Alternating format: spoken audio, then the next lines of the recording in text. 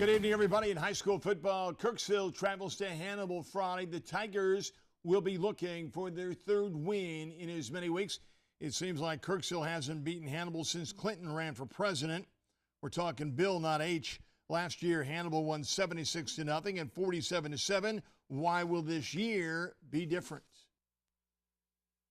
Anytime you're going against Hannibal, you know what you're going to get. They kind of remind us of Chillicothe. They're tough, they're physical, they're disciplined. They're going to fire off the ball and hit you in the teeth for 4 quarters. And we're just trying to focus on what we need to do to improve. And if we come in and believe that we can play with those guys, we're going to be A-okay. Scotland County will travel to Salisbury. The Tiger defense has been one of the best in the area.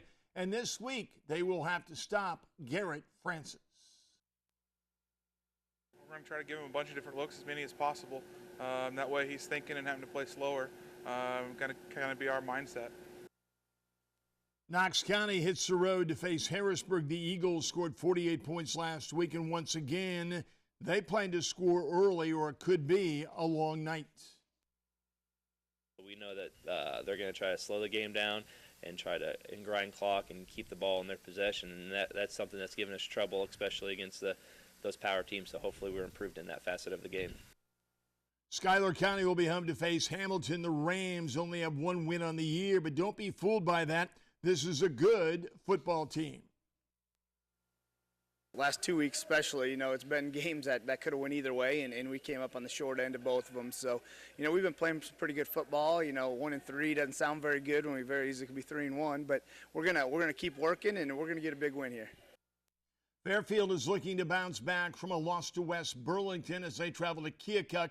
The key will be the Trojans' defense. We kind of have the bend, not break attitude. We've actually only given up 1 big play in the first 2 games. So, again, we feel very, very good about that and very fortunate about that, and hopefully we continue to improve.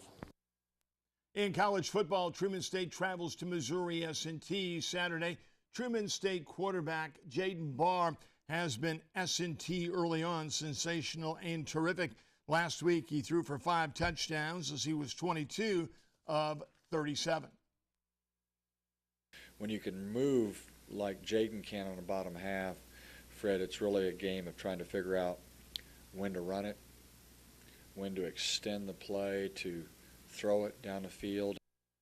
If you like soccer, check out Truman State and Bellarmine Friday at 1. The Bulldogs lost both games last year, so what will they have to do to win this time? We'll have to score. They shut us out both times last year. I think it was 1-0, and actually I think it was 1-0 both games actually. Once in overtime and one in like a long-range bomb they scored on us in the playoffs. We just have to limit their opportunities. They're a dangerous team, but we're going to need to score at least a goal, if not 2, to beat them. Teresa's up next with final weather. Stay with us.